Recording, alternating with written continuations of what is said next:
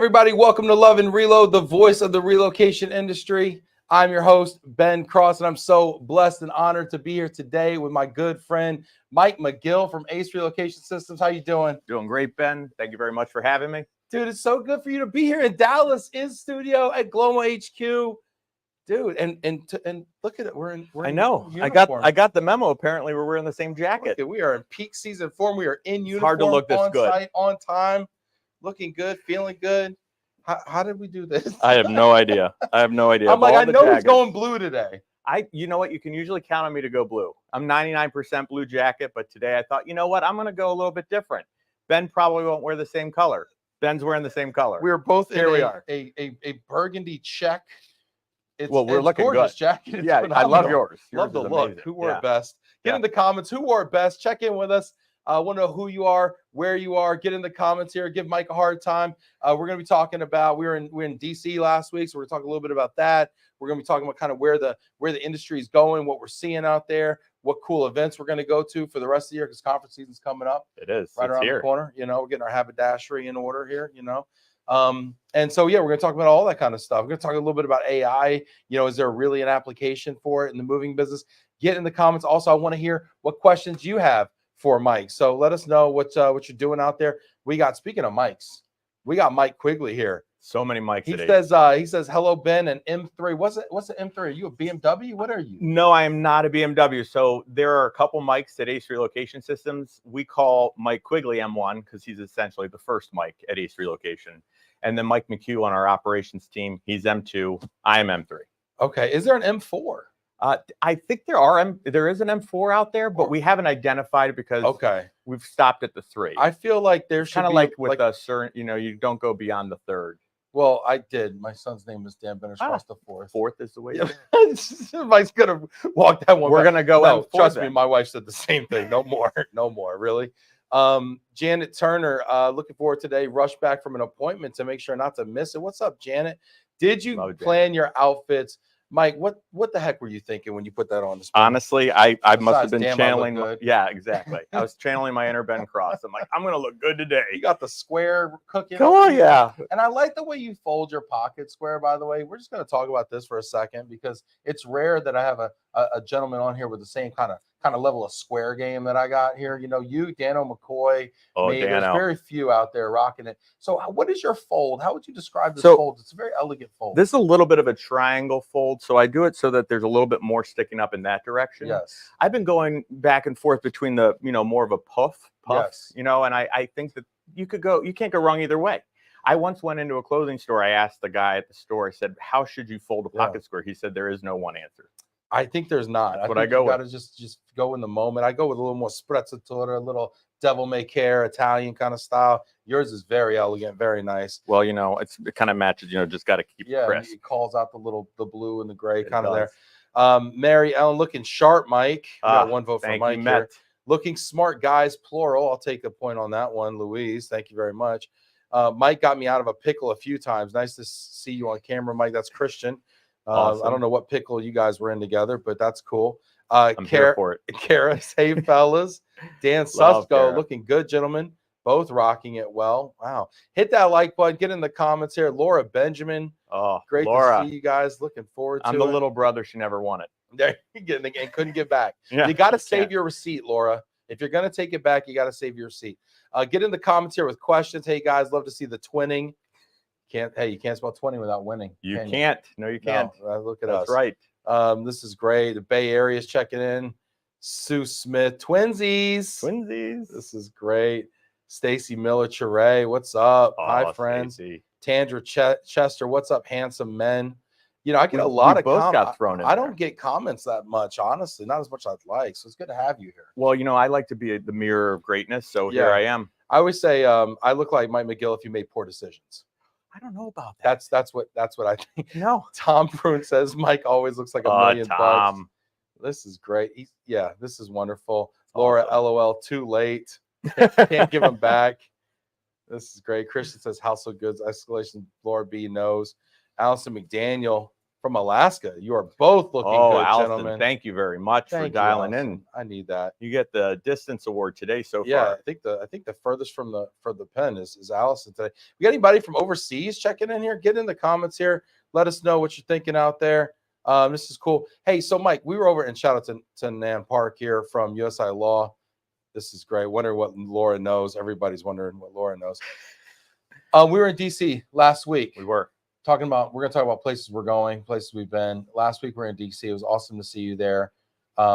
We were there for the GSA pre-bid meeting. Yes. What just give us a little insight to what went down. Well, I think it was a great visit to DC. We're going to be back there in October for Worldwide ERC, GWS.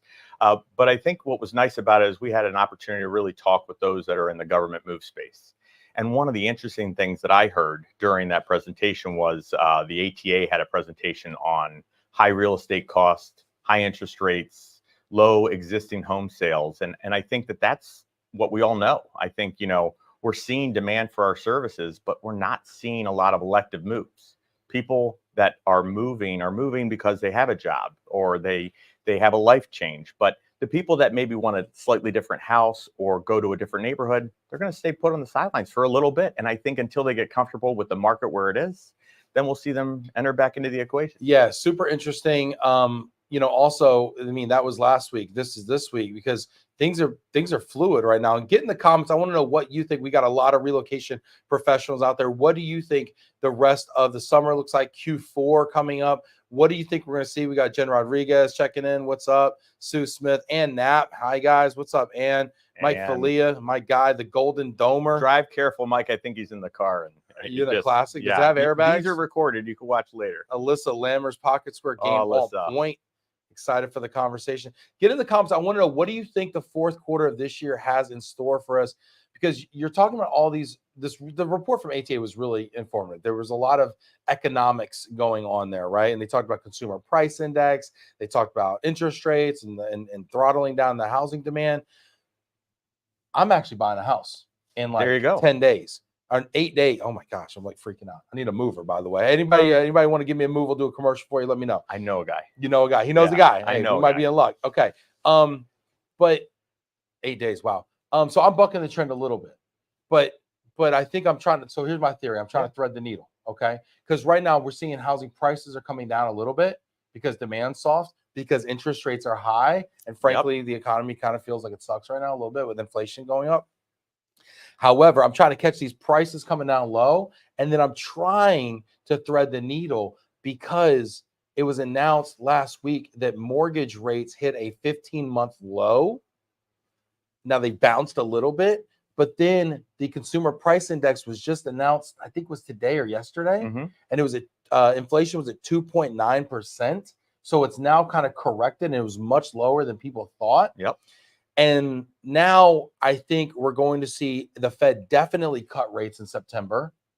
I agree with you there. And when the Fed cuts rates, boom, what is that? Mortgage rates come down. Right. Costs to borrow for businesses go down. So you're going to see further investment in companies, maybe more manpower, more people, more labor, opening up new projects, maybe some more acquisitions going on, which further fuels relocation. And I don't think I'm excited. I think you're a great example of what we're seeing.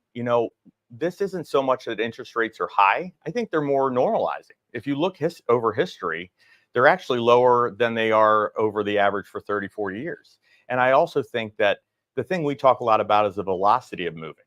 There's a lot of demand, but the velocity isn't there because there's not this big impetus. I think an interest rate drop will drive that. Yeah, let's get in the comments here, see what you think out there. We're more than just Pocket Squares, people. Okay, there's a brain in here. Okay. Let's see. In there, there's a brain here somewhere. It's like 3-card Monte. You pick which one. Anyway, Christian says a friend of mine from the mobility world called it a silent crisis. Interesting. Mark Oakshot.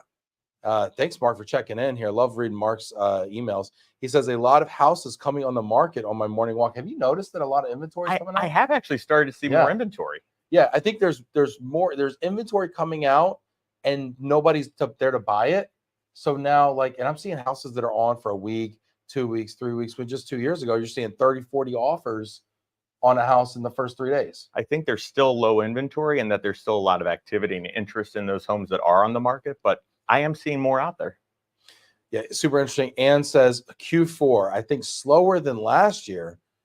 Ben, I can talk about more than lump sums. Thank you, Ann. Thank you, Ann. Why do you think slower than last year, though, Ann? I mean, is it the waiting for the election, quote unquote? What is it? Why do we have to wait for an election? I don't know. What's changing? Fair point. Let's just keep going. So our guest yesterday brought up a good point, because I'm with you. I'm like, why wait? You got to live life. You can't not breathe for 3 months and see what happens. Now, our guest yesterday brought up, because she's in Houston, right? And so they're really exposed to oil and gas. So she's like, what if energy policy changes? What if, I mean, those are things like that the government might say, oh, we're going to do some embargo on gas, or we're going to, I don't know what, something or other, right? And that could make fuel prices jump like crazy, right? So I'm like, that's fair. And Houston goes like this with fuel, with oil, right? But so I'm with you. I mean, generally speaking, I mean, it's not like we're going to say, oh, somebody got elected and we're no longer in the household goods business, or we're turning all our trucks in. Right. We're going electric, like overnight. We can't just cease doing business. We're going to have a president. Yeah. It's not going to be the one we have today. No. Those are the two facts. So let's just keep going. That's my take, but I do see her point. I think that there could be things like that in the energy sector that could impact activity. What do you think about the impact of the election? Put it in the comments. Are you concerned about the impact of the election on mobility? I do hear my friends in the immigration space saying, we think depending on the regime that it could be, anti-immigration for one, right? Which, a very large percentage of mobility, a growing portion of mobility is expats. It used to be when I got in this game and in relocation, all we talked, now maybe it's just because I was a household goods mover, but all we talked about was domestic relocations. The main thing. Managed relocation was all about home sale. Not the main thing. The main thing, the growth engine, I think, is really the international stuff. I agree with you. We talk a lot about in the domestic space that we are an essential service within the economy. We're an essential service to the world economy. People, they're not being raised in the areas where they might work at a manufacturing job, or they might, work at a hospital, or whatever it is that they're doing. It sometimes requires them to go to a different continent to lend their talents. Yeah, it's really, thank God for that, because that keeps us going. Yeah, it's really interesting. Yeah, and that talent pool is the lifeblood of kind of our country historically. Michael Quigley says my hood has a big increase of inventory and prices are continuing to go up. So high inventory and high prices. Wow. Mike. Interesting. Kara agrees with Jared saying marry the house, date the rate. So I'm trying to date that rate. That's a great piece of advice right there. Are you going to date the rate? Don't tell my wife. Okay. I'm out here dating rates. All right. Keep it quiet. Only the people on the show Miss Cross, okay? Mrs. Cross. Ann Nav says I'm a mover, not an economist. Don't let that stop you, Ann. No idea why. Hope I'm wrong. Would love to see an uptick, and I think we still keep thinking about comparing it to 2022, which was an anomaly. Yeah, 2020. Did 2022 spoil us a little bit? It did a little bit, but you know what? I also look at 2022. I think people accelerated their plans. They were taking equity out of homes. They had a forecasted move 5-10 years down the road. They're like, let's go now. And then they went, and 22 happened. So we had a huge number. And now those moves that were going to happen in 25, 6, and 7 took place in 22. So I think that was kind of just a flash in the pan, maybe. We'll get back to that level at some point, but I don't think that was indicative of what we needed to expect or should expect going forward. Another thing that's happening right here, and Nam Park is the one that I first heard talk about this. 64 countries, I think somebody could fact check me on that. 64 countries had an election this year, or are having an election this year. Over 50% of the world's population will have a new government. Wow. That's an interesting point. Yeah, it's like a crazy perfect storm kind of scenario where all the elections line up. Because some places have 2, 4, 6 year elections, right? And so they just marry up that way this year. And then I saw something on Instagram, which is now where I get my news, and it said that we're about to see an enormous shift in wealthy people. So it says the largest projected movement of millionaires is going to happen. 128,000 millionaires are projected to relocate next year, which is going to top the previous record. Can we put my phone number at the bottom of the screen? Yes. Perfect. Thank you. Millionaires, call Mike McGill. Mike, I move millionaires, McGill. I'm here for it. Yes. millionairemover.com is up for yeah, Perfect. but they're moving to because, well, first of all, $1 million isn't what it used to be for one. Two, a lot of that equity could be tied up in homes, right? Because now we've seen that happen. By the way, millennials are now the wealthiest generation, which turned around, which changed. Yeah, we caught up all of a sudden out of nowhere. And maybe not the wealthiest, but biggest jump. But they're saying that they're moving because of these regime changes. They're now moving to lower tax countries. So you're seeing Portugal, Cyprus, Greece. I don't think they're coming here. Maybe we could go do like field studies. We should go and check. We need to go scope out Greece, Portugal. I feel like you've done this already. Have you preliminary? I have not, but you know what? You and I, we should do a show from one of them next week. You know what? Let's we'll ditch the jackets. We'll get some hats and matching hats. Perfect. And we'll go out. We could do this. This will be a weekly thing. This is great. Christian says, I'm waiting for a tipping point. Tip me now. Nan says, for me, it's why wait? Yeah, Patreon. For now, it's the trend of continued rate cut. If this is just a 25 basis point cut, I don't see a lot of people jump on it. It's been priced in, but if the cutting trend is expected consistently, then it's going to turn the table for sure. I'm hoping for a nice juicy half point cut. I think that would be pretty sweet, Nan. I'm betting with you on that one. So okay, so after I've given you all these theories about the next the end of the year, let's say the next 5 months, how do you think this thing shapes up compared to, let's just say, last year, 2023, last 5 months? I'll say that I think we're going to finish slightly ahead of where we finished the end of 23. I felt like we were cooling off a lot at the end of 23. I think it was coming off the highs of 22. I really don't see it cooling down that much. I think we're going to see a nice steady flow to the demand, to the velocity of moves, to the orders coming through. And I think, it's kind of just the way of the economy. And no two summers, no two seasons in our industry have ever been the same. Yeah, so crazy. The last 4 years, benchmark it's near impossible. Yeah, totally. Was last year? Did it feel like a shortened peak? Like did it cut short a little bit? I would say it did, but I feel like we came into 23 still running really, really strong. Yeah. And we had the winter time for us typically is the downtime. It's the time that people get to take a breather and catch up on things. And our movers are running crazy. I mean, the whole month of December, we were jammed in 22. Yeah. We went into 23 that way, and it was just kind of unnatural in moving speak. And then we kind of cooled off as we got through the summer. So yeah, peak was a little bit shortened in that perspective. Was it because when I look at your location, so tell people really quick, Ace Relocation Systems, where are you guys located? So Ace Relocation Systems, we are a 10 location operation. That's pretty big. We kind of got the whole country surrounded. We've got our start. Got you surrounded. We are within 250-mile drive of 85% of the population. Wow. So while we have 10 locations, we've got a lot of bandwidth and reach. We got our start out in San Diego. So that was our first location, Long Beach, California. Went up the coast to San Jose, Seattle, Phoenix, the Austin. I call it the Texas Triangle. So Austin, San Antonio, Houston area. We've got Orlando. We've got DC. Wow. We've got Chicago. And then, of course, my favorite, we've got Cleveland, Ohio. Cleveland. Let's go. Cleveland rocks. Love it. So when you think about, when you think about the business pattern that you've seen, you have a lot of California, you have a lot of West Coast, right? A lot's been written about folks moving out of the western part of the United States, the coastals.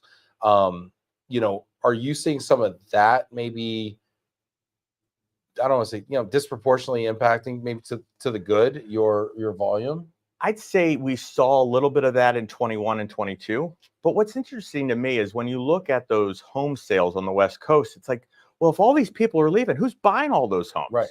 And for a while, we were seeing almost a 2-for-1 ratio where for every 2 moves we had out of the West Coast in California, we had 1 going back because the people were already there. They were just buying the existing real estate.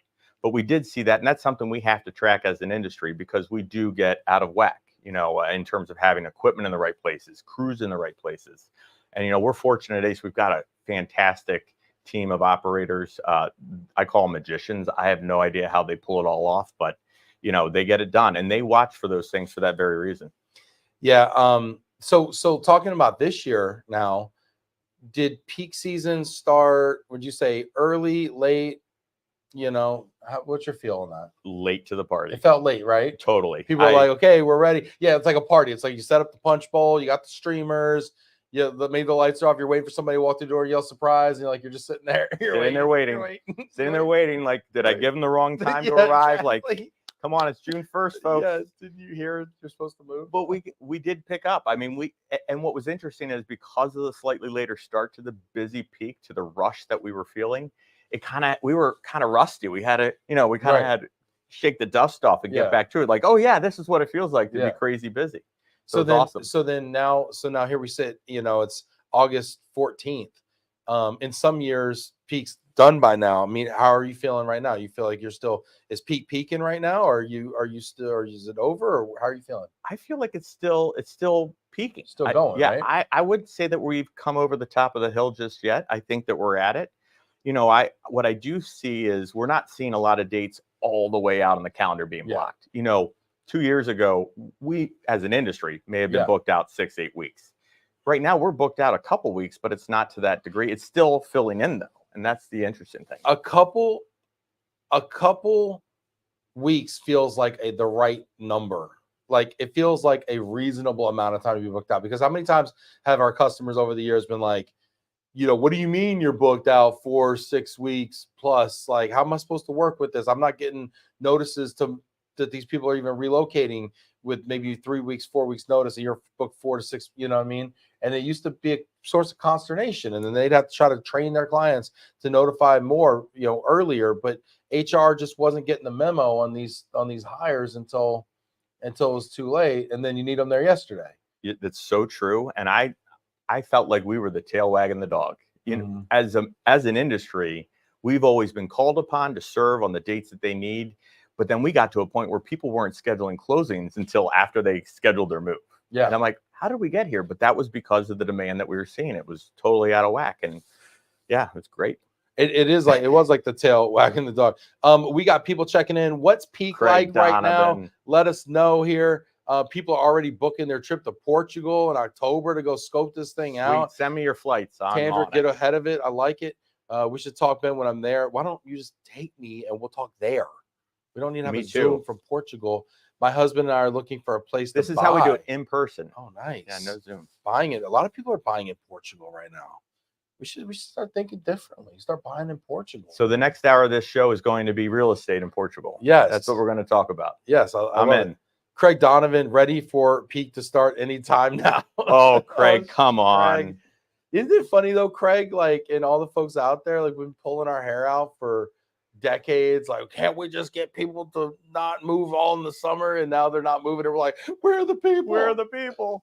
No, but Craig's seen a lot, seen it all, and one of my most trusted advisors in the industry. Yeah, Craig's awesome. I've known Craig for a long time. Janet's saying, I think peak came in later this summer. Well, hopefully we get the same duration and just goes later. Hopefully it truly goes till Labor Day. There's a lot of times, by August 1st, it felt like the hay was in the barn and that was it, Yeah, no, let's keep making hay. Let's keep making hay. All the way into October, Mike November, Wagner. December. Big Mike in the house. Mike Wagner, my guy. I got to spend some time with Mike Wagner and Shannon up there in Cincinnati yesterday. Love Mike. Yeah. Spent some time with him in St. Louis. Used to hang out with Mike all the time in Lake Geneva. I'm under NDA though. Strong June, July, starting to cool off now.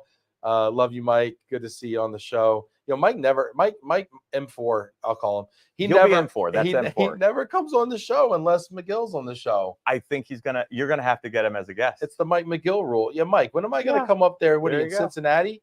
You in the nasty? Well, I paid all these people to be here. Is that what it is? That's right. I sent them all checks before I arrived. You Venmo'd everybody to be here? I don't even have Venmo. My Venmo broke. Broke. Yeah, it got corrupted, and now I have to go to my much better half, Meredith, to send any corrupted. I mean, your daughter got your password. That's Probably. what it means. Yeah, probably. Mike Quigley says the lane is key. I just booked one for Friday this week. Boom. All right. Was it a backhaul? What did you get there? What'd you get there, Mike? He's not wrong. I think service lanes are something that we're talking a lot more about than we ever had before.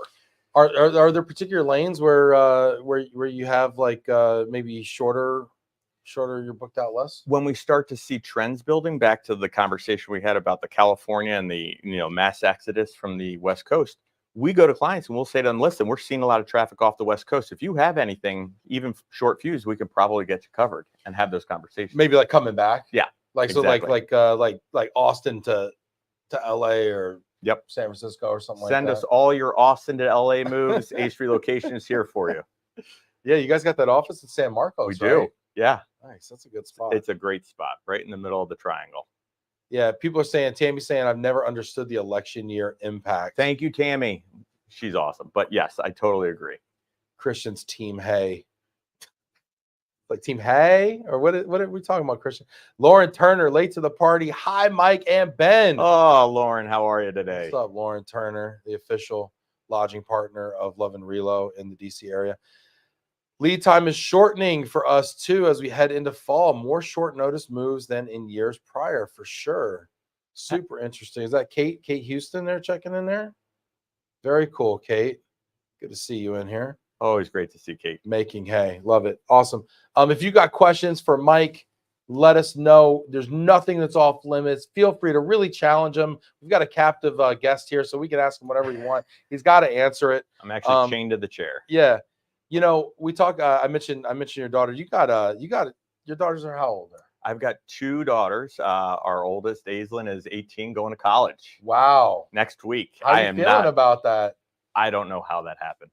I have no idea. And I'll even say that to her. Yeah. And our second, Margaret, she's 16 and she'll be a junior in high school. She starts next Friday. That's awesome. Where'd summer go, by the way? I don't know. We're still peaking.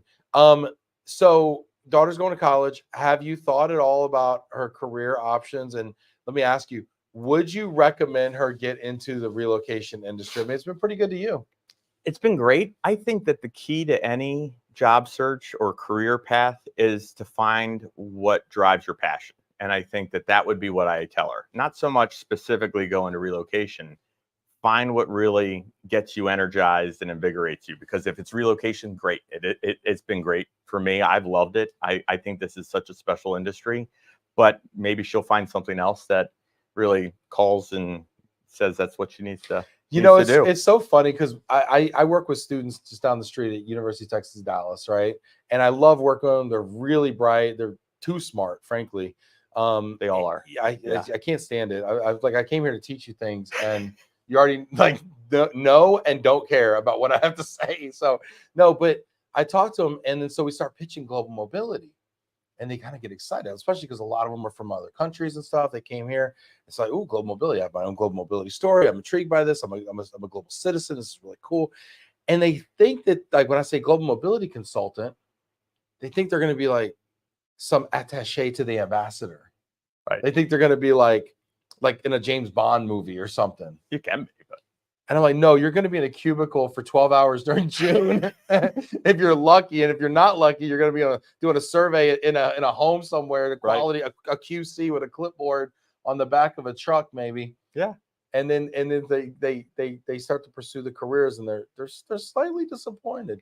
Well, and I think that's partly because we as an industry need to do better to sell ourselves better, sell our industry better. You know, when you talk about career paths, relocation doesn't sound sexy. You know, but it kind of is. You make it look good, Mike. We make it look good. Look at this. Yeah. Look at these jackets and squares. A lot of free lunches. It's nice. Yeah, nice. It works. It works for us. I'll be honest. When I went to my first conference, I talk about this in my TED Talk.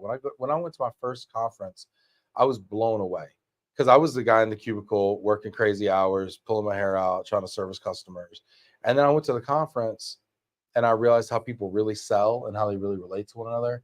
And how it's all hugs and handshakes. It's a relationship sales. So much and it's trust. And it's when stuff goes sideways in June, are you going to fix it for me? Are you going to go to bed? You're going to take that call in the middle of the night when something's going wrong? Yeah, absolutely. Yeah. And my phone's on right now. Call me. Yeah. And so we got Derek Potter checking in. Relocation is sexy. I've been with Derek sexy. Potter in months. And he comes in with relocation. I love you, Derek. Or as we say, Derek Potter. Love it. And you threw me with that one. But I was like, man, I'm here in like this phenomenal hotel. There's a buffet. Mike McGill's credit card's on file, at the bar. Yep. I'm like, can life get any better? You know what? It can't. I look at our job.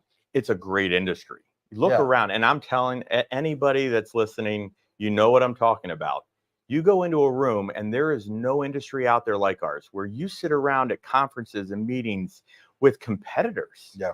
You're sitting next to your competition. So we always talk about co-opetition. Yeah. None of us can do it alone. So we sit around, I've got great friends they're at competing companies, and they're great friends of mine. And we hang out and catch up like a family reunion. Yeah. There's no business like it. It's so special. Yeah, it's really cool that way. Phil Leonard checking in. Phil from Philly. Phil. Go Birds. Die Eagles die. He had to go there. Love Phil. He told me I should say something about the birds, or but are you a Browns fan? I am a Browns fan. I have to be. Hometown team. Good for you. I went and saw a Cowboys game in Cleveland. It was very nice. That's the home opener this year for us. Is it really? The boys are coming to town for our home opener. I should go. It's the cheapest Cowboys ticket you could find. And it's the most expensive one they're selling this year. It's the most expensive. They're charging double, I think. And they should. Well, I loved it. The people were really nice. It wasn't like an issue. There was a lot of Cowboy fans. Nobody was mean. Well, this was back in the middle of like their 3-year skid that they were on. Okay. So there wasn't like, nobody was even upset about it because it was just a non-issue. It was like, hey guys, enjoy the town, tip well. Kind of like the Browns every year. Yeah. Very nice people. Midwest, I'm telling you, that's a special place. I'm born and raised in South Florida. I got to the Midwest. Everybody says, how'd you get there? I will tell you, it was Meredith. That's the only reason I went to Cleveland. I never want to leave. It is such a cool place. Great people, amazing summers. You got to give me the Cleveland travel guide here. I need to understand where we're going. We'll get to that here in a bit. Christine Sidari checking in. Hi, Mike and Ben. I love our industry. Yeah, Christine, you're a great example of people that made really wonderful relationships. Jennifer Rodriguez says this is the best industry for sure. That's right, Jennifer. Great. Browns fan, Jared says that makes you bright and shining aura all the more impressive. Go Steelers. I thought he was going a different direction. I know. I thought it was going to be a compliment. He's like, wow, you are very positive. Well, you said how nice it was to come to town for the boys game or whatever. You don't come if you're coming on Steelers Browns weekend. Oh, that's the only time I think it gets a little bit. What about the Bengals? The Bengals is not as fierce a rivalry as we have with the Steelers. Okay. I'm not from the area, but it's just deep rooted. It goes way back. All right, we got questions for you. You ready for questions? I'm ready. Get in the comments. Let's ask Mike Quigley. Not Mike Quigley. Let's ask Mike McGill things. Mike Quigley's over here asking things. Mike Quigley actually just said he called you and you didn't pick up. Oh, Mr. My phone's always on. Yeah, he certainly did. He's trying to get live in studio here. Get out of here, Quig. Teaching me new things every day. Oh my gosh. All right. We got a question here from M4, actually, from Mike Wagner. All right. Mike says, ask Mike about solar panels. That's a story about golfing, actually. On a Thanksgiving morning, I was out with my dad and my grandfather, and I hit a golf ball that ended up hitting a solar panel and managed to crack the pipe. And we're standing on the tee, and I see all these people running out of the house that I just hit. I'm like, what the heck's going on? Yeah. Well, I cracked the pipe, and the water was pouring out in the kitchen, and they're all in there making Thanksgiving dinner. Yes. You broke a pipe in someone else's home on Thanksgiving? On Thanksgiving morning as they were making dinner. Yep. And it was due to a solar panel? I didn't know they had water. There's water that runs through them. To cool them or something? This was 30, 40 years ago. Maybe the technology is different now. Yeah. But yeah. Yep. Sheesh. I told Mike that story, and it's a good one. Now everybody knows. This is great. All right, we got another question for you. Get in the comments here with questions. Mark Oakshot says, love the work that Ace are doing with moving technology.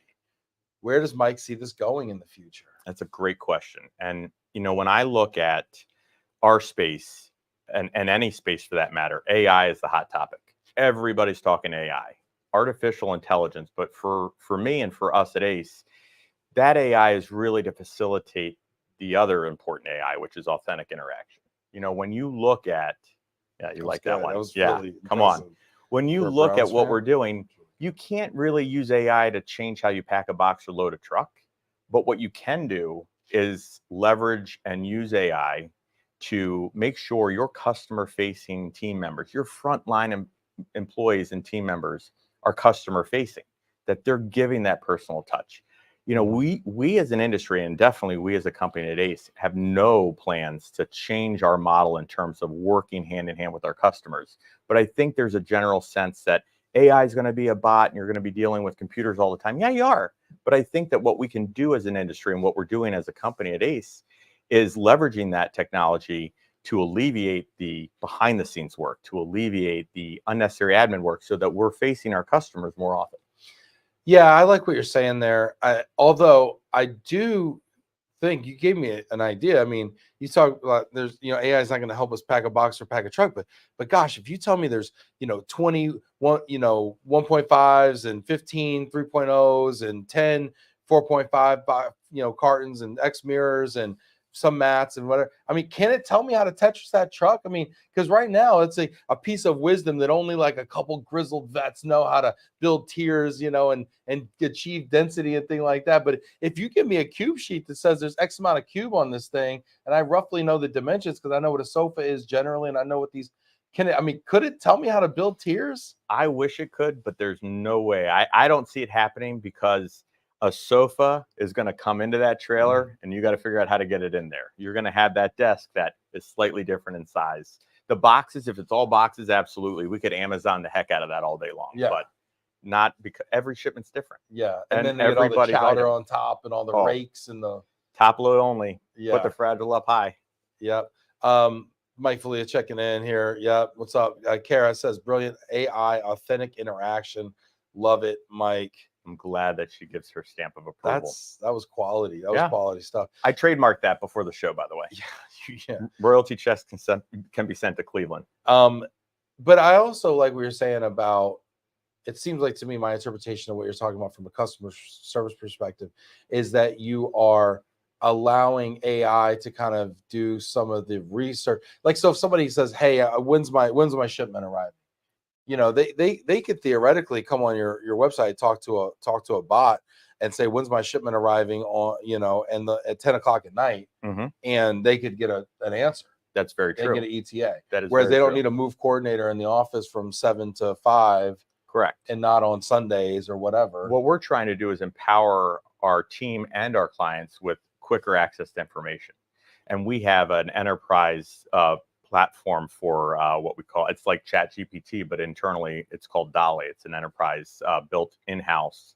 And that's exactly what it's doing, where we have the ability to pull information very quickly. And it's going to continue to evolve in ways that it's going to continue to get information and data to our clients that much faster. And to your point, it will help our customers work smarter too, in terms of quick access to the information they're looking for. So Dolly GPT, love the name. Yes. Kind of like a hand dolly. Of course. I love it. That's slick. I like that. Yep. Is that something like an app somebody's gonna have to download? Is that gonna be on the web? Like, how does that work? It's internal only to Ace. It's something that we've built, a purpose-built platform, and more to be revealed later. But yes, that is an internal thing. We actually have it plugged into Teams, so we can interact with Dolly pretty easily. Okay, very cool. Phil Leonard says procurement will benefit most with AI at first. What do you think about that comment? I agree with them. I think you really could say that every industry or every part of our industry will benefit most from AI. Because you look at how you could employ it in every different business in our space, and everybody could have a use. I think sometimes about the planners, and I feel like AI works and machine learning works really well with large data sets. It does, yes. So it's like at the van line level, if you put 100,000 shipments into the big brain, and I mean, gosh, you should be able to even kind of like sort of predict when these shipments are going to move before they even book. And you put that all into the big brain, can it route them more efficiently? Because nobody wants to haul air, and nobody wants these shipments sitting on their dock waiting for a pickup either. I think it can to some degree, but it can never factor in the wild cards and variables that we can't forecast. The weather, the DOT rules of service, the things that we have to manage actively with our teams in the field to make sure that we're not only getting done the jobs we need to get done, but we're remaining, in compliance with what the federal regulations What happens when there's an overflow, or you got to go, go back and get some tire blows or something like that? In a perfect world, yes, it might, but I still think there's going to always be human interaction, making sure that it goes the way that it needs to go. Yeah. When I think about things like the GHC, you know, when you got all those military shipments in there, you know, it'd be interesting to see how they consolidate loads. Got another question or comment here from Travis Washer. What's up, Travis? I've known T Diddy for a long time. Yeah. Travis says a lot of moving companies are also stepping into O&I as an additional revenue stream and putting more resources towards O&I. This keeps more revenue coming in year round and crews busy year round, minimizing the curve of peak season versus slow season. I've seen an enormous emphasis on this. Huge. You know, our recruiting practice has been inundated with requests for O&I, FF&E, commercial sales, people, more so sales. I mean, little operations, little project management, little this and that, but really about sales. Do you see this being a major influence and impact? I feel like when things get a little bit quieter, everybody's trying to chase something they're not doing. And I think that that's very, very true for commercial space. I think every moving and storage company out there is looking at that as an opportunity to kind of bolster their volume. And it's going to continue to be that way. I think, you know, as we see changes in the real estate market from a residential standpoint, we're seeing the same thing commercially. You know, that's going to be driving a lot of the future moves when we have facilities that they're changing size or footprint. And there's going to be a lot of activity related to that. Yeah, we've seen a big emphasis. I mean, to your point, people are looking for the business. They're like, I got trucks, I got people I got to keep busy. It used to be this time of year, I'm beyond capacity. Now I'm sitting around like, okay, we need to do something here. I pull in the parking lot and I know M1 and all my brethren out there in sales for Ace and every other great company in this industry. You pull in the parking lot at work and you see trucks in the parking lot, you haven't done your job today. Those trucks need to be out. They're not making money. They're not taking care of customers, more importantly. If they're sitting in the yard, they need to be in front of a home or in front of a business. And the company's paying a note on that piece of equipment. Somebody's paying for that. So it's a liability and not an asset at that point. I always talk about it like Southwest Airlines. They made a killing because they were running those planes. You go in Southwest, they deplane, they reload, they're out 20 minutes later. And then United or another major airline comes in and 4 hours go by and that plane's still at the gate. We got to turn our crews. We got to get them that velocity, that busy to keep them running. Yeah, it's a really good point. It's a really good point. We got more questions. Get those questions in here. Tom Bruin says, household goods transportation requires crews who are up to the physical challenge. What is Ace doing to recruit and retain new associates and maintain a pipeline? Are you leading jumping jacks and push-ups every morning? That's an odd question. Tom wants to know about how you recruit and retain. I think that's a great question. And that's a question we're trying to answer every single day. We are always trying to recruit from within, trying to bring talent. You know, it is a specialized talent to be able to do what we do. It really is. You know, we talk a lot about the folks that are in the field doing this work. It's hard work. And, you know, it takes a special person, but there's a lot of dedicated professionals that want to do this work. And it's one that we're always trying to recruit them to Ace. So I have this theory about this, and you can tell me I'm crazy because I love these debates. So I think that, you know, we've heard a lot about driver shortages for years, right? And it's changing a little bit. The narrative is like kind of like the over-the-road driver, yes, hard to find, but the industry's caught up with alternative, you know, transportation capacity, no-touch drivers, crate and freight, containerization. Demand is kind of evened out in a weird way now. And now I'm hearing that the shortage is really on terminal capacity and maybe even that lumper labor, that helper labor. At the same time, I monitor all those moving websites on Facebook and stuff, right, where all the labor hangs out. And there's talking about guys are making, you know, it used to be $100 a day. Then it was $200 a day. Now you're hearing about $300 a day guys. $400 You know, a day. it's wild, right? And everybody wants gas money and they want this, like buy me a Camry, I'll show up. Like, you know what I mean? And it's getting out of control. It's getting crazy. And my question is, you know, where do you feel like the labor shortage is most critical in our industry? Or is it just, you know, super handsome sales guys? It's a little bit of everything. But I do think, you know, when you look at the driver shortage, it's something we talk about, but it's so short-lived in our industry. It's not a 3-month problem. It's really like a 60-day problem. Yeah. So is there really a problem? It's more that we have an influx of demand that doesn't match up to the capacity we actually have to offer. I think that that's going to be something we continue to battle. But yes, it's going to be across the board. Driver talent, the labor, the lumpers, all of it. All right, this is where I want you to tell me I'm crazy. You're crazy. You're just going to get out of the way. Yeah, okay, I got fine. it done. All right, Done. Check. here we go. Yeah. I think one of our problems from a van line industry, from a driver talent pool standpoint, is career pathing. And here's where I'm going with this. So theoretically, you might start working summers, right? You're in college or in high school, you're working summers, right?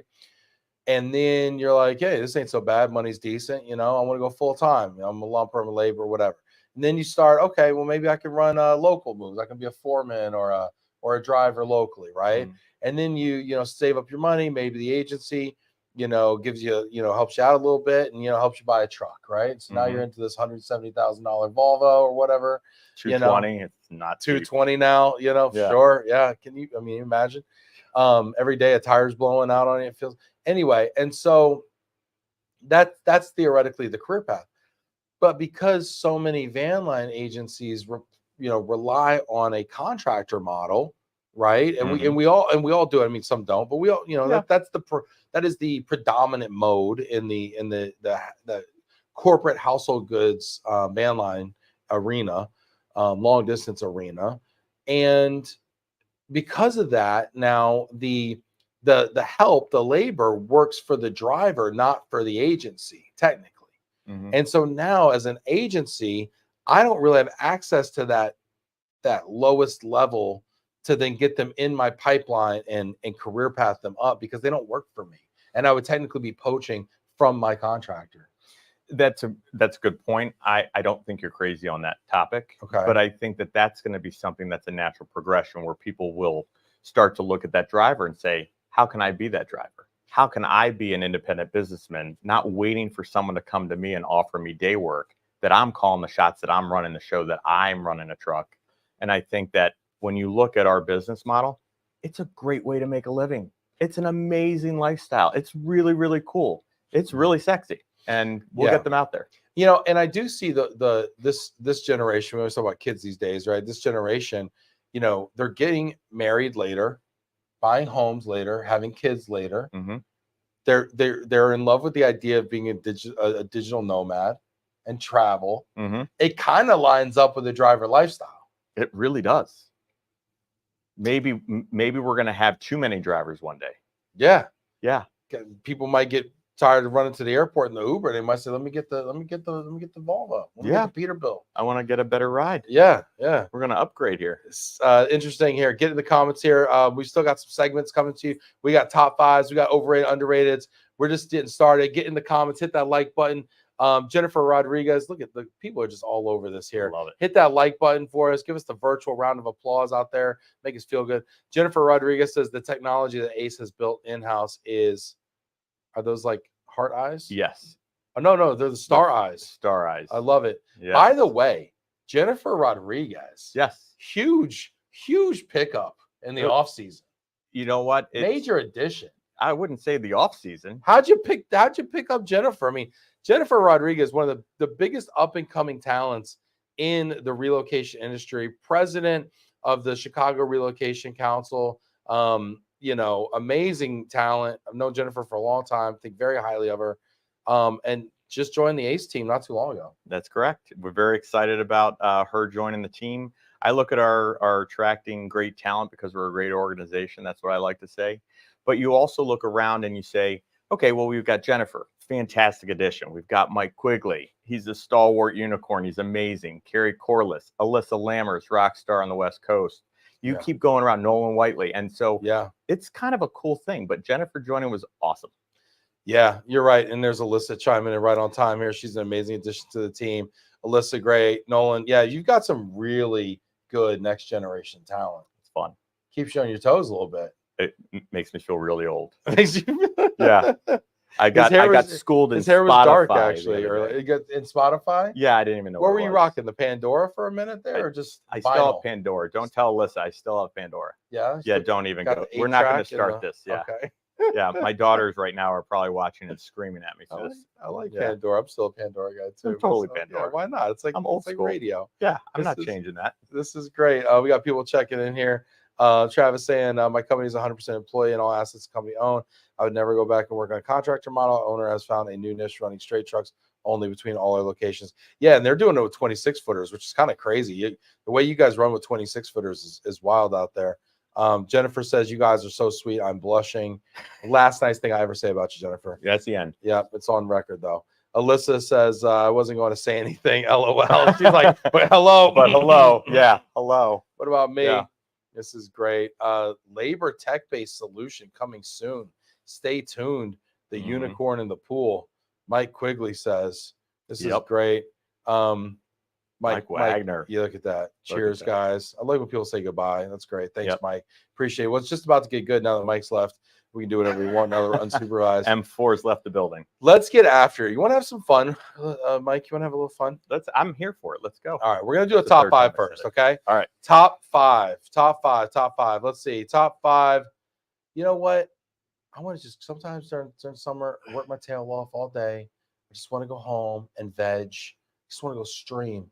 I want to stream a little bit. Give me top five shows to stream and get in the comments. I want to hear what you think about Mike McGill's top five here. Okay, is he crazy?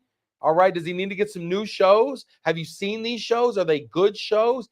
Get in here. Tell me if he's right. Tell me if he's wrong. Let's get started. Number five, Breaking Bad. Breaking Bad. You know, Meredith and I, we got Netflix about 4 or 5 years ago and didn't really use it. And then the pandemic happened. We're like, well, let's watch some TV. Yeah. And we had not watched any episodes of Breaking Bad.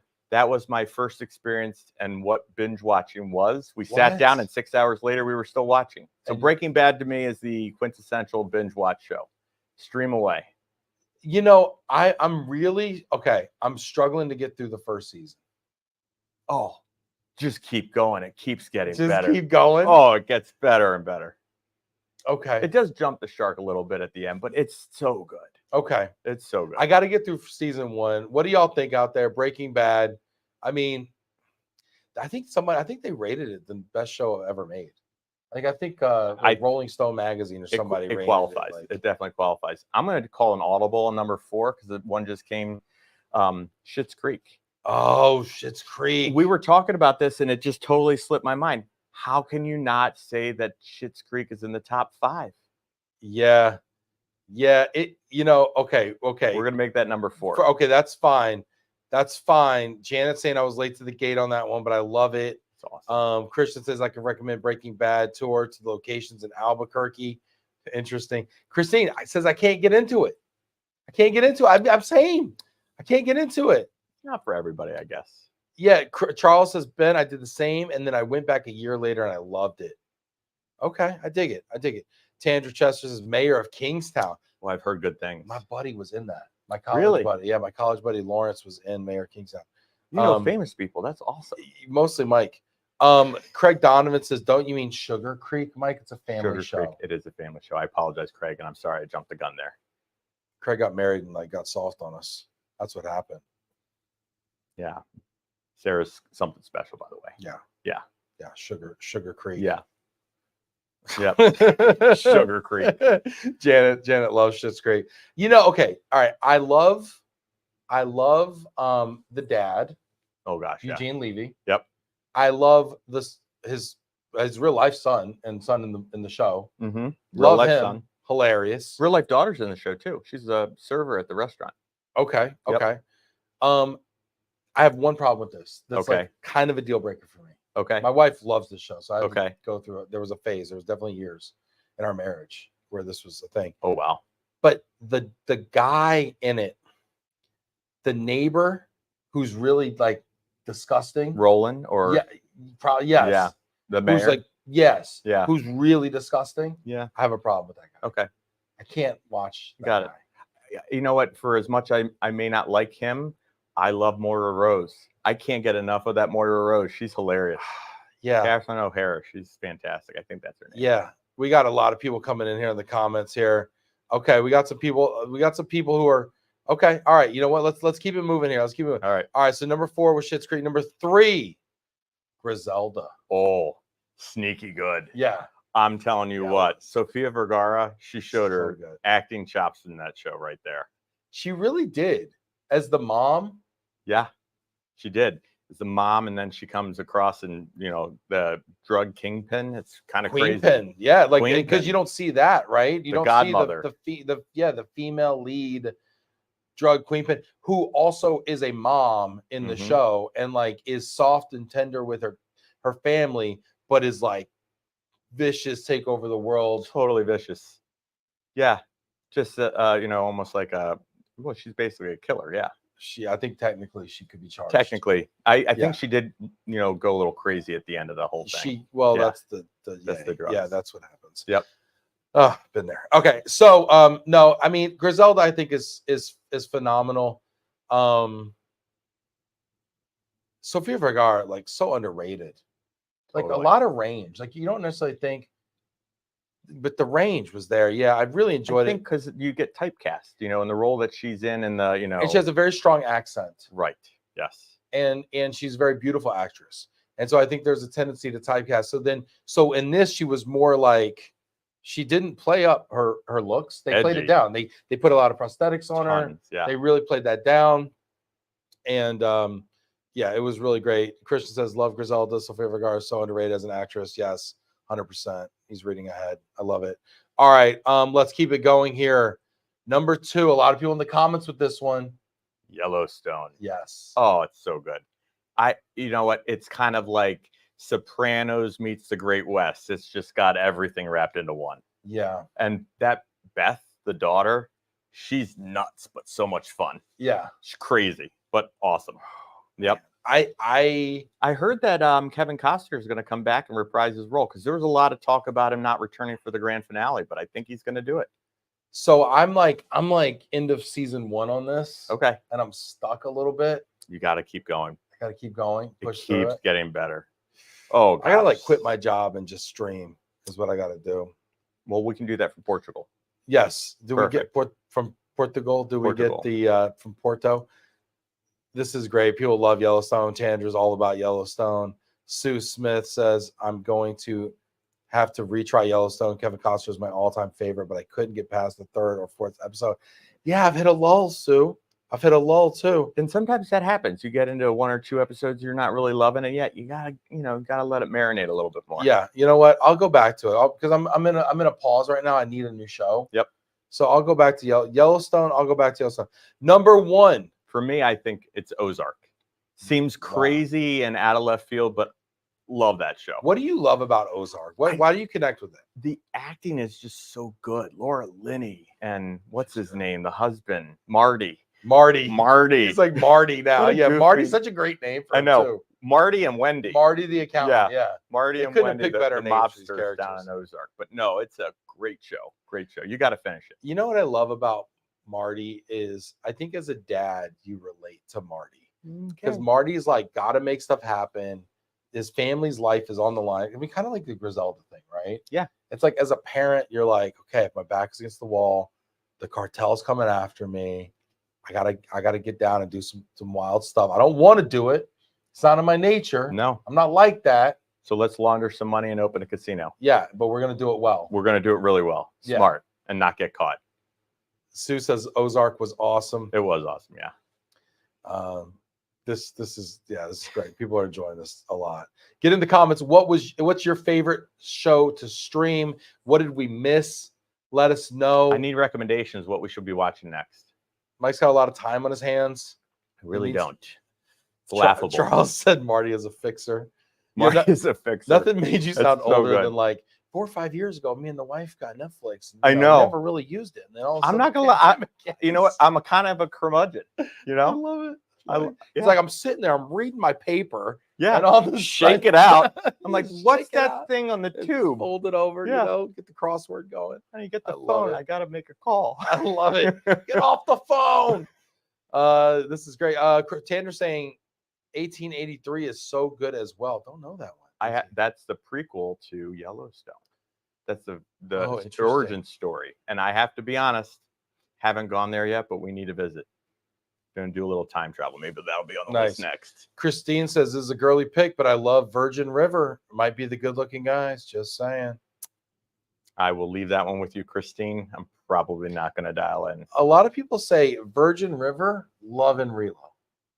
It's 1A, 1B. I got that. Yeah. I can totally see it. Rotten Tomatoes. I didn't write it. No. We're getting 99% today. Let's get into it. All right, guys, this is the moment you've all waited for. Overrated, underrated. Oh. Here it goes. Do you know how to play the game? I got to ask, you know how to play the game? Full disclosure. Do you know how to play the game? I'm pretty sure I know how to play the game, That's but what everybody refresh my says. memory. Tell me. There's 2 rules, Mike. All right, I'm listening. It's not as intuitive as you think.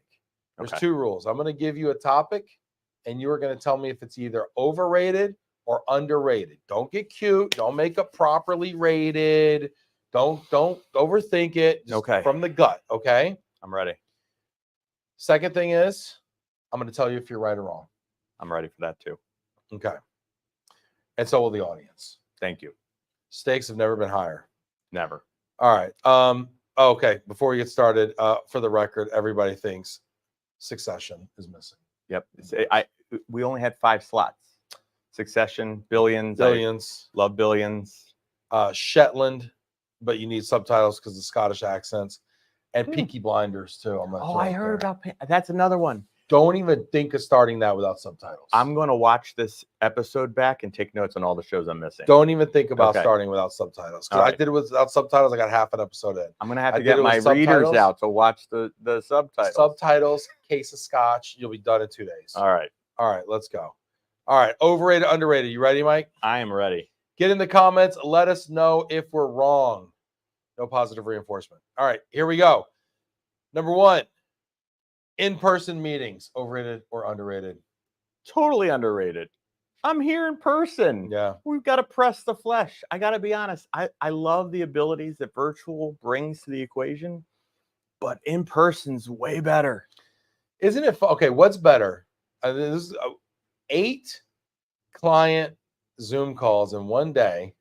You got to close half. I know you're closing half of those. No. 8 client Zoom calls in one day, or 1 hour, maybe with lunch, in-person client meeting. I would take the 1. Take the 1. I would take the 1. Why? Better quality time, more intimate. I just feel like, and we're balancing both. We all do it, but I just feel the connection's better. So what say you, sir? I mean, thanks for asking. I feel like nobody really cares how I feel on this show. I came all the way here to hear what you think. No, man, I like it. Like right now, like you're here, right? And like you came in here, you didn't know what to expect. You're like, what's Glomo? Is this like a phone booth? Like, what are we doing here?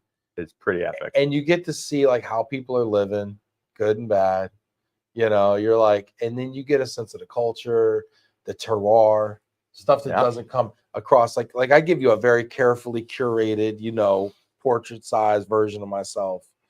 But like, there's a whole lot. Like you're missing 90% of it. Absolutely. Body language, culture, pressing the flesh. I mean, all that stuff. Way to go. So critical. I'm a big fan of like making memories. I mean, Christine Sidari says in person. I literally had lunch with her last week. Shout out to Christine and for sponsoring my lunch. Appreciate you buying me lunch, Christine. I'll never forget it. Laura Benjamin says in person. I haven't been to see Laura in a while. I got to get out there to see Laura. Well, the trick is Jacksonville. You want to go in like February, March. Oh yeah. That's I try to plan any Florida trips when the weather in Cleveland's going to be a little bit chilly. Yeah, made that mistake before. And then people like get down there, they don't leave. Yeah, I can see why. We know some of those people. Yes, we do on the show here. Best golf course in Jacksonville? Oh, a stadium course. Oh. Got to go out to the beach. Okay. Yeah, come on, Players Championship. Let's go. Let's go. Yeah, out in Amelia Island. All right, so yeah, you're right. 1 point for you. In-person meetings. Way to go out on a limb. We're starting easy. Here we go. All right, next. These big-ass Stanley drinkware cups. Oh, my God. Overrated or underrated? Overrated.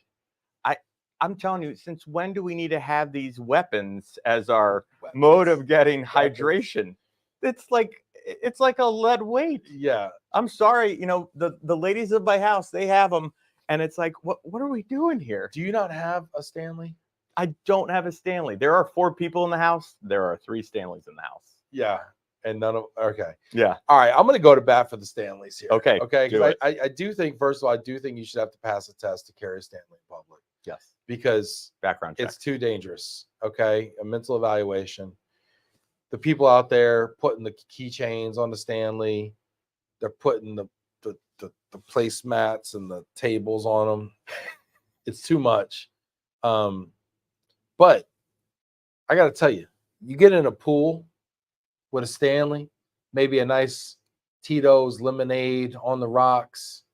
You can nurse that bad boy for an hour. Hour and a half. I will concede that point. The ice never melts. Ice never melts. The ice, it's so cold and delicious. Okay. You don't get watered down.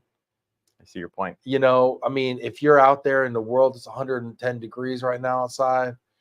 You know, stiff breeze feels like a blowtorch to the face. Here in Texas, yeah, for and sure. You're holding that Stanley, and you know you've got a good, like, you could survive for a good 12 hours. Oh, easy. It's like a camel's hump you're carrying around. Okay.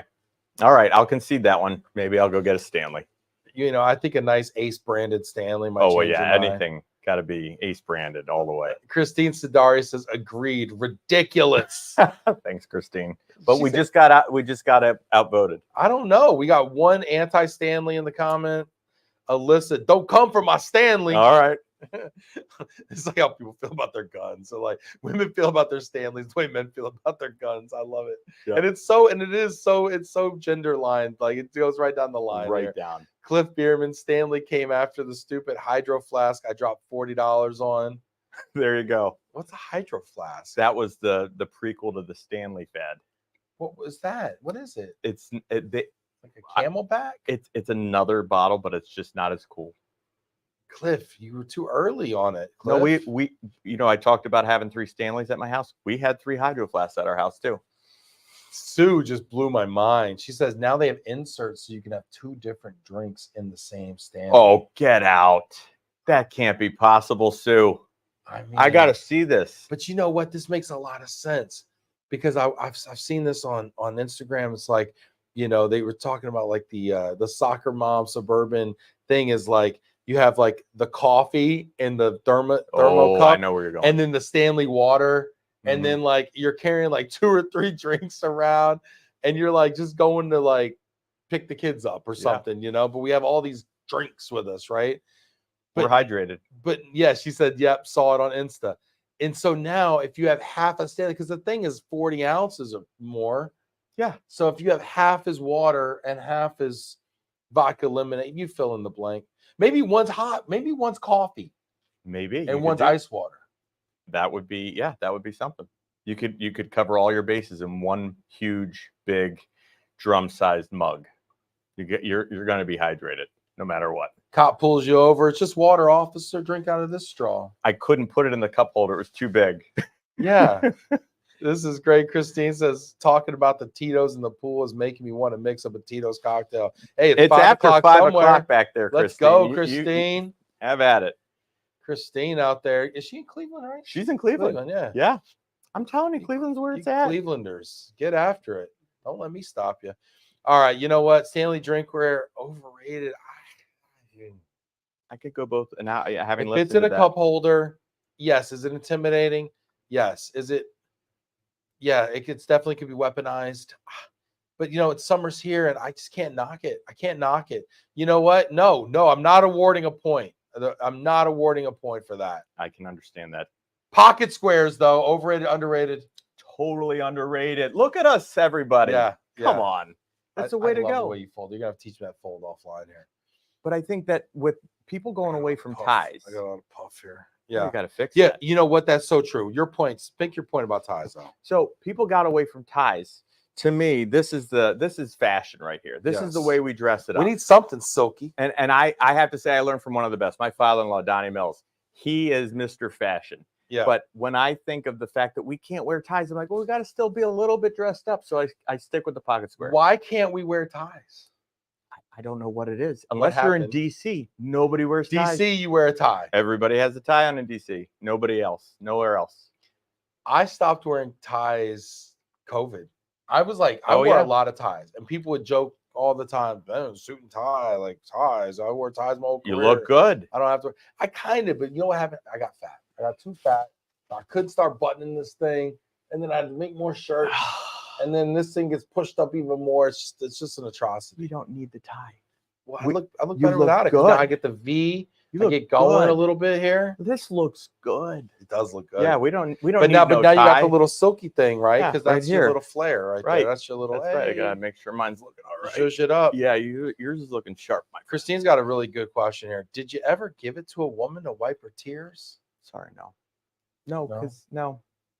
And not because I wouldn't. Never like nobody's ever sneezed and she's got like a snot rocket hanging out, and you're just like, gosh, let me go get you a paper towel. I'll give you Ben's pockets. Yeah, I was just grab right out of Mike's right here. Yeah. Yo, if Dano's standing there, we're just gonna grab Dano's in and then give it back to him. Yep. No, but you know what? That's a great point, Christine. Next time we're in a conference, somebody sneezes. We're gonna have a race to grab each other.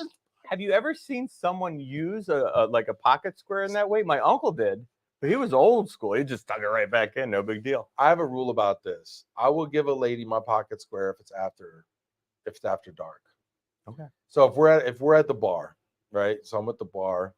Christine's there with like her 8th Tito's, and it's sloshing it around. She's like, "Oh, I lost the bid," and she's crying or something, I might, Christine, here you go. Okay. And then knowing that pocket square, to the Relo family only. That pocket, 100%. Yeah. Her wife's not getting it. No. 100%. Well, I would definitely. She could have all of them if she wanted. It's interesting. I'm actually going to a funeral on Saturday, and I intend to wear a pocket square. That's going to be a real test. Yeah. No tie for the funeral. No, it's in Phoenix. Oh. It's hot. Yeah. I'll be like crying out of my brow. Yeah. And so, but no, I think if it's that late at night, my thought process is we're pretty much done here. Yeah. Because now I can throw it in the suitcase. I'll get it laundered. Mm-hmm. I see that. But also, I can't come home I'll be honest with you guys. I feel very close to you right now. I can't come home from a conference. I can't be in DC all week. Come home with the woman's eye makeup on my pocket square. No, that would not be good. No. So no, I'm sorry. You're gonna have to suffer. No. That's the tough thing because we're in an industry. My $50 pocket square, but we're in an industry of huggers. Have you noticed that? We're very close, and you go up, and people will give you a hug at a conference. You come home, and you're covered with makeup, shoulder full of foundation, lipstick, eye makeup on the collar. I totally because they come in, they give you like the little customary kiss on the cheek. It ends up on your white collar. That's yeesh. I'm gonna have to get people to sign waivers and stuff. Yes. Christian says from sexy relocation to snot rockets in about an hour. That's the evolution, baby. Here we are. That's what we're doing. Christine says never. No, never. I stopped wearing shoes. Mike Quigley. So he's at the other end of the spectrum. He's barefoot. Oh, like everything's great. Man, just out there, just no problem. Business with a club. Yeah, I love it. Pretty much how he does it. Cliff says Mike has never made a woman cry. He's too much of a gentleman. Yeah. Okay. Well, Cliff, I'll take that as a compliment. Thank you very much. I appreciate that. Cliff Bierman, Stanley is the Tesla Cybertruck of drinkware.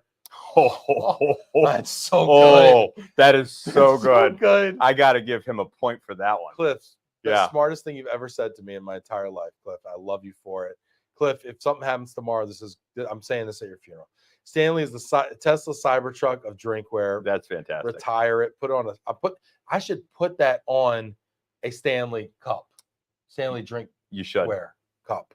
You know what? Let's do that, and we'll give it away to the next on the next show. Janet Okowski, first time I met you, Ben, you were wearing a top hat. Oh, you did sport the hat. Was it a top hat or was it a fedora? It was a fedora. It wasn't a top hat. I have worn a top hat to a conference before. Oh, have you? It was in New Orleans, in fairness. It was a masquerade thing. Was it like an AMSA thing? It was a dispatcher's convention. But see, why would you want to cover up that great hair of yours? So a young lady who I'd known for a while came up to me at the bar after a couple cocktails, and she says, "Ben, are you losing your hair?" Oh, I'm like 32. No, it's my look. And I'm like, no, like why? I'm just out here just pimping. What's up? And she's like, oh, because you got the hat on out of nowhere. You're just kind of odd. You're wearing I'm like, no, I got all this. What are you talking about? You know? You've got it. One day it'll come. I really don't. One day it'll come, and then I'll be wearing the hat again, and it'll be fine. It'll be just fine. Full circle. Jorge says, hey, everyone, my name is... Okay, appreciate you, Jorge. Thanks for checking in. Cliff, with these nuggets, you think I'd get a guest shot on this? Cliff, you've been on. You were on like season 1. Cliff, you were on early, okay? if anybody, it's Mark Sutherland that should be trying to get on the show. It took me 600+ episodes to get on here. Yeah. How do you think Mike feels? He's like guest number 631 over here. Yeah. Yeah. Let's, enough crying, Cliff Bierman. You're not getting my pockets. I'm like that 7th season when people stop watching. I'm like, Yeah, no, I'm here for it. You're like Suits season 7, and people are like, where'd Harvey go? All right. Pocket squares. Yes, they're underrated. Moving on. Longest segment ever. This is great. Electric trucks, overrated or underrated? I'm going to go overrated here. And for my environmental friends out there, just hear me out. Number one, the Cybertruck, and I'm going personal vehicle on this comment, not a fan. On the other side, when we're talking commercial grade equipment, electric trucks are still not something we can really navigate when we don't have enough parking for the existing trucks that drive on gas. It's true. So, you can't squeeze a semi into a Model 3 parking spot. We need to take better care of our drivers in the field, our dedicated operators, the professionals running the road that don't know where they're going to stay tonight. And if they start to do that, I'll get on board with having an electric truck. Have they actually dropped these? There was a while back. I remember when Tesla kind of rolled them out, and I remember this big presser like JK ordered like 5 early on. This was probably I say early, like 2016 or something like that. Like 2022. And it was more like a press release or something thing. Like we've ordered them. They hadn't even been made yet, right? Have they even rolled these things out yet? I mean, these on the roads? I'll be honest, I've never seen one in an application actually in use. Yeah. But I don't negate the actions that the JKs and others have taken to say, hey, listen, we're going to be, because you want to be headed in the right direction. If that is the wave of the future, you want to jump on board. I'm still on the sideline saying, we'll figure out the truck parking for the gas guzzlers first, and then we'll figure out that. Yeah. This electric thing. I want this to be a thing. I'm up to Annie. What do you think about driverless trucks? Okay. Because that's out. A couple weeks ago, I would have said no chance. But I just had the opportunity to ride in a Waymo, I think it's called, in San Francisco. Google's Waymo, yeah. Yeah. Was it a truck or a car? It was a car. It was an SUV. Okay. It was awesome. So my daughter and I were out in San Francisco for something, and she wanted to jump and ride in one instead of a regular Uber. We ended up using it like 6 more times while we were in town. It was awesome. And it actually better ride than someone driving the car. Like no motion sickness, no jamming on the brakes, no jumping on the gas. It was a smooth ride. I loved it. So maybe I would change, and maybe there'd be less road rage if we had driverless vehicles. Maybe there wouldn't be any road rage. Yeah. No, I'm a big fan of driverless cars. Electric trucks, though, it's not there yet. Not there yet. It's just not there yet. Yep. All right, last one up. Overrated, underrated. Working in relocation. Underrated. I love what we do. I love our industry. I love the people that are in it, and I love everything about it. So, underrated. Yeah. Would you do it again if you had to do all over again? Let me rephrase this, because I'm not going to ask you. I'm not going to ask you if you would do it again, because I know you're just going to say yes. Confirmation bias. I mean, how could you trade this amazing life? It's wonderful, friends that you have, all these fans out there, adoring fans, But I'm going to ask you this: if you weren't doing relocation, what do you think you'd be doing? The only answer I'd have to that outside of relocation is likely I'd be a pilot. I think aviation is cool. It's kind of like I love everything about aviation. But honestly, if I could go back and you said, Mike, you can go back and you can be a pilot or you could do the relo thing, I'd still pick relo. Yeah. Hands down. Do you think, pilots travel a lot. They meet a lot of people. They fly with other pilots. Do you think, though, they have like camaraderie, like big groups of them get together and hug and handshake? Not like we do. Have 8 drinks not like we at the bar with Christine and oh, she's gonna give you. She's gonna kill me. She's gonna kill you. She's going to hit me. Yes, physically hit me. She may be on the next flight to Dallas to give you. Come on down. We'll have you on the show, Christine. Yeah, there you go. No, I'm just kidding. About Christine.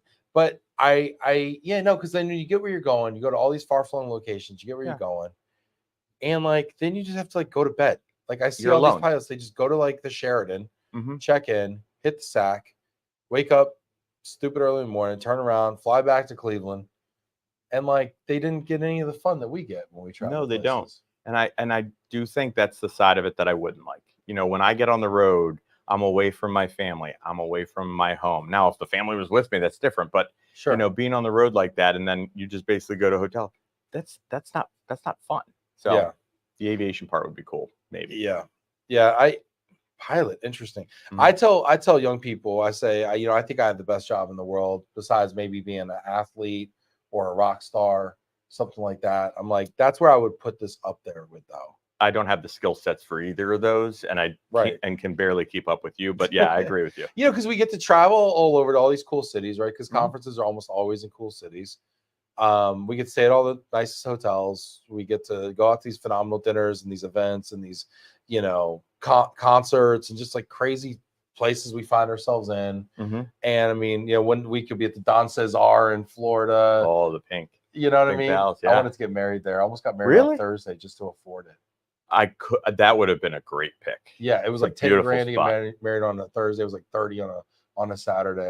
Where did you we ended up getting married in St. Pete at the Sunken Gardens. Oh, because we lived down in Clearwater at the perfect. time. Yeah, so that was beautiful, and there was flamingos around, and there was peacocks, and it was great. But I mean, getting to travel, and then when you get there, you see a whole room full of your friends who are just like, it's like Cheers, but then like it goes around from city to city. Yeah, we're like Norm and Cliff here. It's like, here we are. Exactly. Hey, Mike. Hey, what do you want? Oh, same Tito's and soda. Okay, cool, gotcha. You know what I mean? It's already there waiting for you. And a lot of times they're competitors. It's like sometimes they are. Yeah. And then sometimes you turn around and you might send them a shipment because you need somebody in Topeka, Kansas to take care of you. No one of us can do it alone. Yeah, ain't that the truth? I love it. Hey, y'all have been really patient. Thanks for staying tuned today. Hit that like button one more time. Throw some more comments in there just as we're wrapping up. We got another great show tomorrow as well. But before we get going here, Mike, you want to just maybe leave us with just a final thought? A final thought. I'd say that, we're all in this together. Always be positive. Always look for the silver lining in everything. And a quick dad wave to my daughters and my wife. You can hold the steering wheel and then still wave with the three fingers. And you give them like the two fingers. Yeah, I like that. That's the dad wave. Dad, I didn't know that. There you go. Good. That's cool. Well, yeah. Yeah. So that's my final thought. You're always so positive, and I think that's what people love about you, Mike. And well, thank you. Yeah, thanks for being on the show, man. I appreciate this very much. It's been a ride. Shout out to everybody out there. Christine, better look out for me at the conference, Bam. I'm coming for you. Sheesh. Thanks, back you up on that. I'm kidding. You're the best, Mike. She says. Tandra Chester says my husband was a load master for years with the Navy, and they all had a blast all over the world. Yeah, the Navy doesn't play. Yeah, for sure. Very cool. Good to see you. Jan Okowski says maybe it was a fedora, but it was definitely a pinstripe suit. Oh, definitely. You rocked the pinstripe suit. Gosh, Laura, I got to come see you in Jacksonville, Laura. Can't wait. Thanks everybody for being here today.